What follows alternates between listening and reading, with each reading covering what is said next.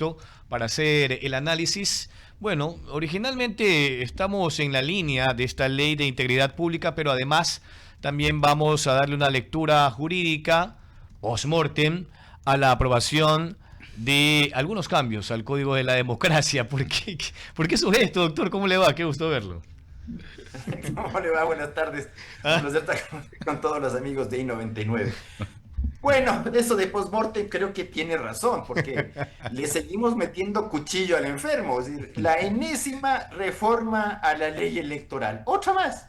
Sí, Y como que con esto se arreglan las cosas. Parece adivinanza. sí. Cosas que uno dice, ojalá que resulte, porque el Ecuador es un tubo de ensayo. Usted no le va a pedir en el Ecuador al legislador ignorancio que tenemos, que al menos se tome la molestia de utilizar una de las técnicas legislativas que se usan en países civilizados, que es prever, en la medida de lo posible, cuál será el resultado de su reforma.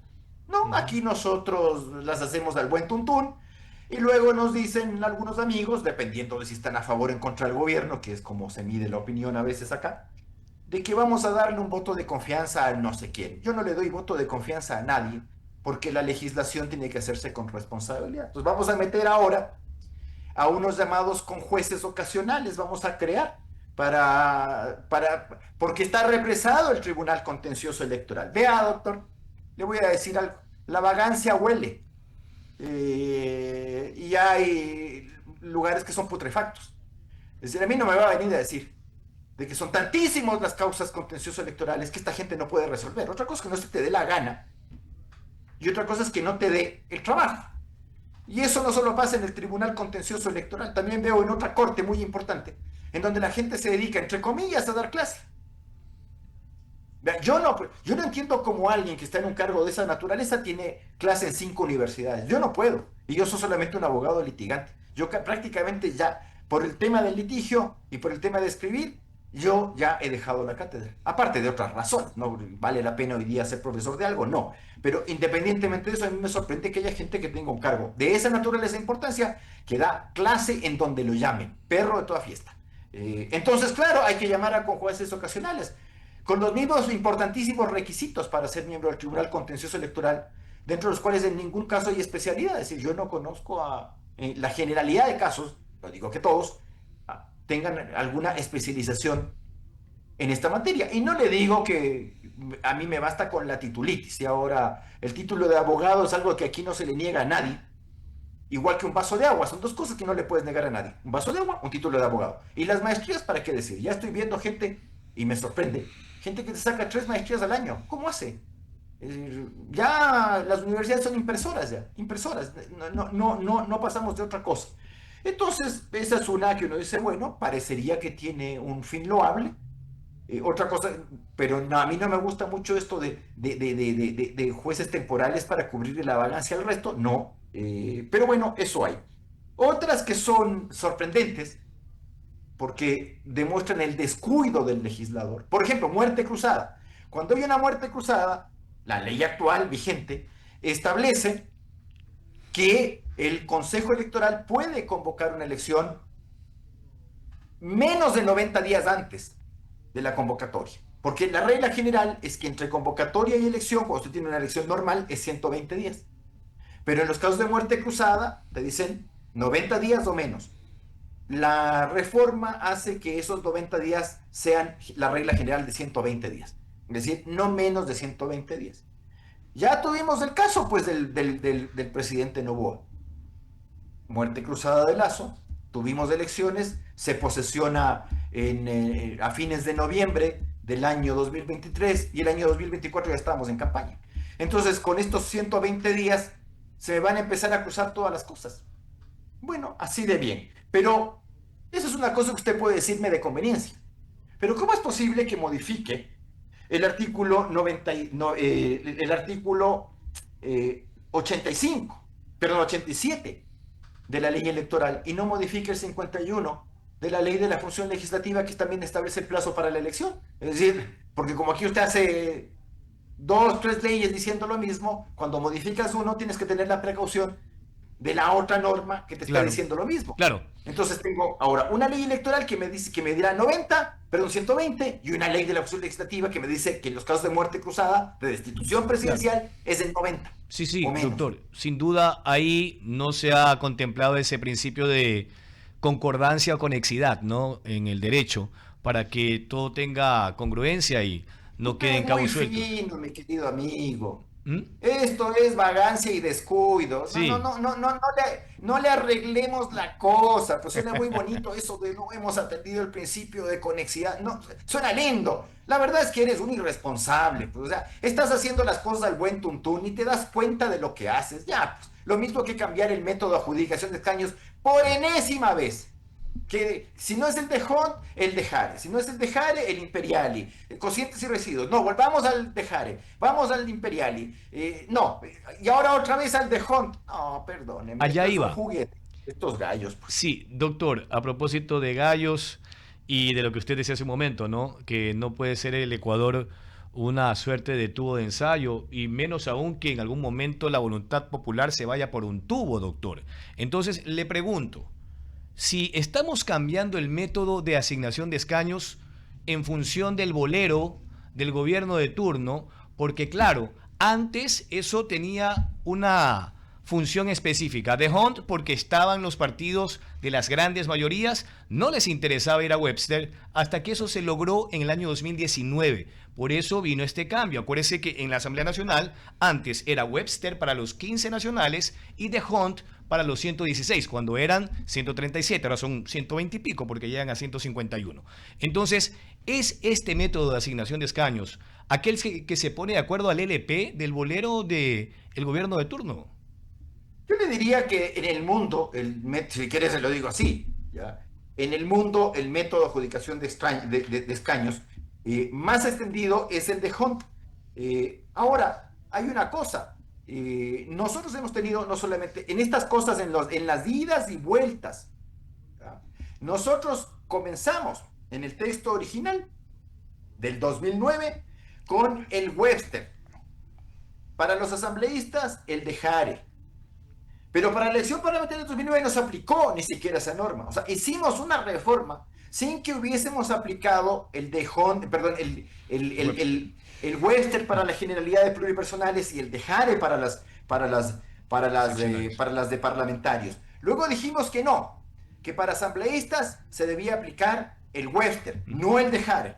En la reforma del 2012 dijimos que los regionales, estatales y provinciales y del exterior de Hunt, los de circunscripción nacional, Webster. Y para el 2020 volvimos al Webster para todas las pluripersonales. Y ahora volvemos al de Hunt. Pero perdónenme, pero esto parece chiste y broma, pues.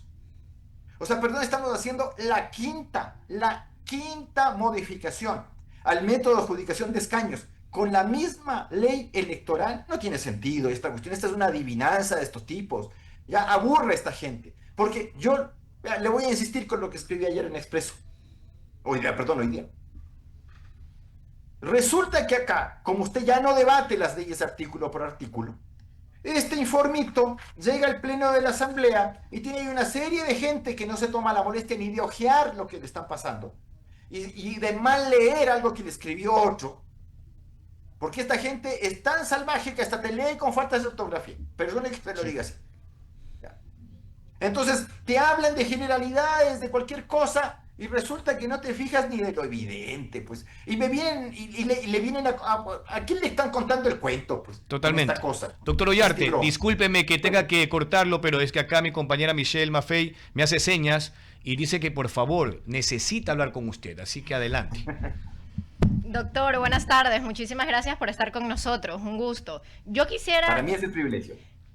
para nosotros, yo quisiera hacerle una pregunta muy coloquial, porque ya las reformas como tal al Código de la Democracia ya se aprobó con 125 votos por la Asamblea y básicamente el proyecto establece sanciones a gastos excesivos electorales.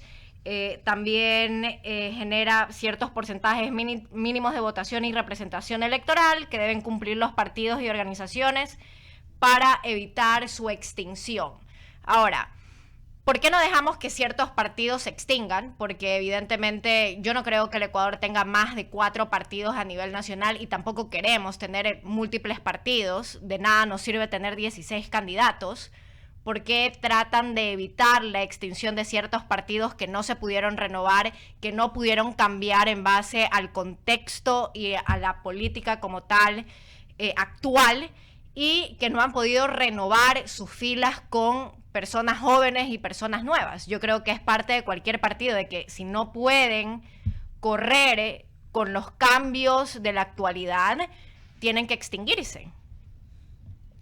A ver, en primer lugar le voy a decir que en la generalidad de infracciones electorales, lo que se hace es disminuir la sanción. Eso hacen, ¿ya? Respecto de la ley aún vigente, ¿ya? Entonces, infracciones leves que se sancionaban con 1 hasta 10 salarios básicos, ahora es de 1 a 5. Las graves que se sancionaban de 11 a 20 salarios, ahora es de 6 a 10. Y la reducción de la suspensión va de 6 meses a 2 años. Así era antes, ahora solo 6 meses, antes era de 6 meses a 2 años. En las muy graves, antiguamente la multa era de 21 a 60 salarios, ahora es de 11 a 50. Y la suspensión de derechos era de 2 a 4 y le bajan a 1. O sea, todo lo contrario de lo que se habla de eso de que hay que grabar las sanciones. En el tema de los partidos políticos, se mantiene básicamente el mismo esquema actual respecto de cuando un partido o movimiento político ya no recibe el fondo partidario. Uno, actualmente es que no hayas obtenido el 4% de la votación en 2 elecciones pluripersonales continuas. Con la reforma, esos 4% se transforman en 5%. Tampoco es que es tan la cosa, ¿no? O sea, del 4% al 5%. Y las demás condiciones alternativas, porque si tú no tienes ahora, cuando entra en vigencia esta cosa, si es que entra en vigencia, supongo que sí. Que le voy a decir que el presidente de la República va a vetar algo de esto. Bueno, entonces, si es que se mantiene esta cosa, yo podré seguir utilizando las otras 2 alternativas, que es tener 3 parlamentarios o tener 8 alcaldes en 8 concejales en 8 municipios distintos. Tengo alternativas. Tampoco es que la ley es tan gravosa. Una sí resalto. Una reforma que me parece interesante y que se venía pidiendo. Que si bien los partidos políticos nacionales pueden presentar candidaturas para cualquier dignidad de elección popular, nacional o local, los movimientos políticos de carácter local no pueden presentar candidaturas para elecciones nacionales. Es decir, si yo tengo un movimiento político provincial, podré presentar candidaturas a nivel de provincia, municipio y junta parroquial. Si mi movimiento es únicamente municipal, de un cantón, solamente podré presentarlos a nivel de municipio o junta parroquial, pero no a la inversa. Es decir, los movimientos políticos locales ya no podrán presentar candidaturas a la presidencia de la República y, lo que era más grave, a la Asamblea Nacional. Esa gente que llega, que son un voto de uno y que luego se vuelven el voto más codiciado, por no decir la palabra correcta. Doctor Ollarte, yo tengo mi pregunta central. ¿Por qué, si se ve que hay estas reformas del Código de la Democracia en base a ciertos estándares que tienen que cumplir los partidos, ¿por qué no se habla del financiamiento de las campañas también? Lo interesante Algo es hay. Algo hay. Pero claro, ojo, estamos haciendo una reforma a la ley electoral antes de debatir la propuesta de reforma o de enmienda, no sé por qué, de reforma parcial presentada por el presidente de la República para el tema del financiamiento público de campañas electorales que aparece en el 114 de la Constitución. Pero ¿por qué en lugar de financiamiento público no se propone el hecho de transparentar quiénes son las personas que te dan esos fondos? ¿Por qué? Y la pregunta es clara, porque el 80% de las candidaturas o las candidaturas sean para municipios o para presidentes en Colombia, el 80% es por la FARC o el crimen organizado. Aquí no me llamaría la atención que las estadísticas sean diferentes. Creo que tendrían mucha concordancia. Bueno, a mí me preocupa más que el tema de los grupos de delincuencia organizados, las mafias y los sectores de poder económico con afanes desviados, antes que presentar, porque eso lo podrán hacer en Colombia, porque ahí es donde tienes tu nicho. Acá tu nicho son los concursos. Ujú. Usted nombra aquí a la Corte Nacional de Justicia, usted aquí nombra fiscal, contralor, procurador a través de concursos públicos abiertos. ¿Usted qué cree que las mafias? ¿Usted qué cree que las mafias, que los GDOs, que los grupos de poder económico con afán desviado no van a meter mano en el concurso de fiscal? Además que son concursos prácticamente universitarios. ¿Usted cree que en un país donde el título de abogado, igual que un vaso de agua, no se le niega a nadie, no van a meterse ahí? Ujú. Donde las maestrías se imprimen en las universidades, donde hay gente que te saca 3 4 maestrías al año, así, así. ¿Usted cree que esa gente no puede ser cooptada y mandada a esas clases de concurso? No estamos preocupando de las elecciones. Pero bueno, acá hay otro factor, que es el tema del financiamiento de la política y los límites de aporte. Claro, la ley te dice cosas, te dice que... Pero ojo, eso está en la ley del 2009, es decir, Ujú. acá hay algunas cosas de detalle, de que el partido o que la candidatura no puede recibir aportes en efectivo, de que el partido o la candidatura, si es que es presentado el aporte por un particular, tiene un límite que es del 5% del gasto electoral autorizado para tal campaña. Imagínense en el caso de presidente de la República que tiene 2, 3 millones, yo le podría entregar entonces 100 o 150 mil dólares porque soy gracioso. Pero claro, condicionado a que eso no sea más del 30% del ingreso que tú declaras en el servicio de rentas internas. Entonces, como que una persona que puede lavar activos, no le puede entregar 500 allá, allá, allá y vayan ustedes aportando a esa candidatura. Es un sistema infantil que tenemos nosotros, como que va a llegar el gran narcotraficante y va a decir, yo le di personalmente 100.000 dólares a la candidatura presidencial. Eso, para eso manda sus testaferros, pues, Ujú. y no va a mandar a uno. ¿Ya? No le va a entregar 100.000 dólares él. Bueno, 100 personas van a entregar 1.000 dólares a esa campaña. Eso es más que justificable, pues cuando no tienes ni siquiera obligación de declarar si tus ingresos no superan los 14.000 dólares. Entonces, bueno, de ese modo no nos ayudamos mucho. El tema del financiamiento de la política siempre va a ser un tema complejo. Pero claro, hay más que reglas y cositas y cosas por el estilo de quién te aporta. Es importante que el Consejo Electoral haga control del gasto electoral en vez de tener con un nombre cambiado un Instituto de la Democracia que sea academia en esta clase de cosas. Aquí nos dedicamos, es el país del que mucho abarca, poco aprieta. Es decir, el Consejo Electoral y el Tribunal Electoral quieren hacer tanta cosa que al final no cumple la labor para la cual constitucionalmente han sido creados. Muchísimas gracias, doctor Ollarte. Albertito. Sí, gracias, doctor. Solamente por factor tiempo, una consulta, mi estimado doctor Rafael Ollarte, ¿no? A esta hora, pues, sigue la sesión plenaria, ¿no? En la sala Nela Martínez de nuestro Parlamento, ¿no? 77 votos necesita el oficialismo para aprobar, pues, este proyecto urgente en materia económica, la ley de integridad pública, ¿no? ¿Qué Le están podemos... pasando unas cosas por debajo brutales a ese proyecto. Sí, eso quería anotar al hacerle la pregunta, que justamente pues el proyecto que ha sido pues analizado y tratado en la Comisión de Desarrollo Económico ha sufrido pues no solamente el objeto, el nombre, sino que también se han incluido reformas a más de 20 cuerpos legales. Ya lo mencionábamos en la introducción y lo repito porque vale la pena. Entonces, ¿qué podemos esperar en estos momentos en que se va desarrollando esta asamblea? Vuelvo y repito, son 77 voluntades que requieren para aprobar.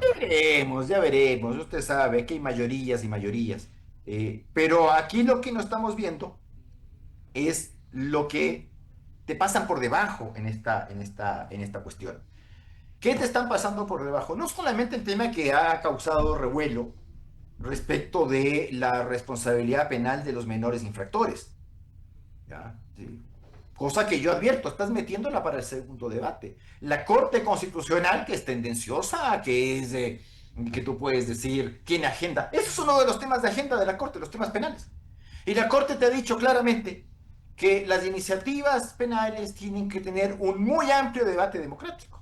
Por lo tanto, una modificación de un tema penal no puede darse a partir del segundo debate, lo cual debería ocurrir con todas las leyes, porque la Constitución nos dice infantilmente que las leyes tendrán 2 debates. ¿Cómo así me metes un tema nuevo en el segundo debate sin haber tenido el primer debate?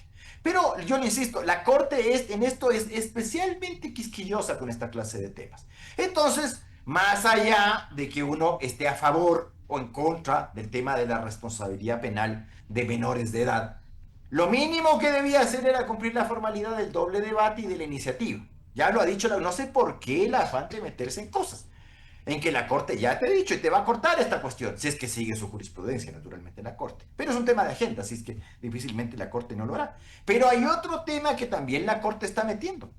¿Cuál? La derogación del artículo 89 de la Ley del Servicio Público, que establece la estabilidad del funcionario público. Yo no sé si el tipo que puso esa esa derogatoria, se dio cuenta de lo que estaba derogando, pues.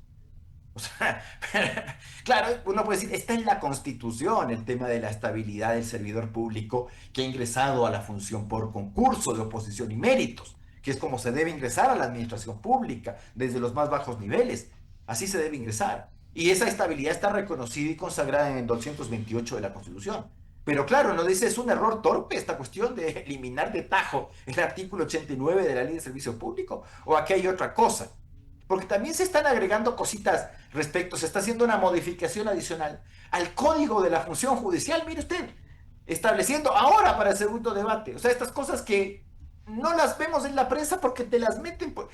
Esto se llama, en buen cristiano, contrabandeo de normas. No. ¿Ya? Entonces yo la meto ahí, nadie ha dicho nada y de repente nos encontramos con una ley vigente diciendo semejante cosa. ¿Cuál cosa? De que el presidente de la Judicatura, que ahora es el señor Godoy, mañana puede ser cualquiera, puede declarar en emergencia la función judicial, que es una cosa, uno entiende la emergencia administrativa como esta facultad que se tiene en los casos que ocurren subrepticiamente y que pueden ser dañosos para efectos de que puedas contratar sin toda la rigurosidad del sistema de contratación pública. Pero aquí no solo para eso. Tú declaras la emergencia y puedes devaluar jueces. Sabemos lo que dijo la Corte Constitucional sobre evaluaciones irregulares. No importa. Ya lo dijo la Corte, pero no importa. Ya. Vamos a hacer esta tontería por segunda vez. ¿Ya? Luego que tú puedes tener cargos con nombramientos emergentes, ¿sí? Indefinidamente y hasta que se te ocurra. Vea, esas avivadas de la gente cuando tiene una pizca de poder. Vea, perdón, mañana pierdes la pizca de poder. Y nos sometemos al siguiente que venga a hacer la misma tontería. Ahora alguien me va a decir, esto mismo hacía la Revolución Ciudadana, sí. Aplausos. Claro, pero eso es lo que el país también ha pedido cambiar, ¿no? Definitivamente, y por eso también se ha votado claro, por un la cambio. Gente también, perdón. Sí. Le voy a decir algo, don Alberto. Sí. Si el señor Correa aquí no fue presidente de la República porque se le ha dado la gana. El señor no fue reelegido en el año 2009 ni en el 2013 porque al señor se le ha ocurrido. Aquí la gente votó por este señor. Aquí la gente además le entregó el voto para que tenga pleno dominio del Parlamento. ¿O acaso fue solito? Pues se declaró dictador. Claro, sino que ahí sí entraríamos... Acaso... Pero no, pero sí entraríamos en una tremenda dinámica, ¿no? Porque definitivamente cuando se acumula el poder tanto tiempo y se controlan todas las instituciones, uno se puede tranquilamente, con un manto de democracia, se puede vivir reeligiendo. En Cuba... no, pero no solo eso. En Cuba desde 1959 se elige ¿Se y es acuerda electo. cuando el señor Correa le dijeron está metiendo las manos a la justicia? Por supuesto que estamos metiendo las manos a la justicia. Y la gente, ¡bravo! Claro. Pero no, de acuerdo con lo que usted dice, doctora. No nos engañemos, a mí no me venga con el tema de que la gente está a favor. Pues. No. Claro que gente está a favor. Después vienen los arrepentimientos. Claro, no, pero por eso digo, yo concuerdo totalmente con usted en ese criterio, de que lo malo siempre va a ser malo, hágase de donde se haga, porque se sientan malos precedentes, y lo que me refería es que definitivamente la gente votó por cambiar ese estado de cosas, ¿no? Para no mantener este tipo de atropellos y ir desbaratando lo poco que queda de institucionalidad cuando lo que queremos es reinstitucionalizar el país. Necesitamos, es urgente. Doctor, agradecerle muchísimo por este tiempo. Para eso se requería una asamblea constituyente medianamente bien hecha.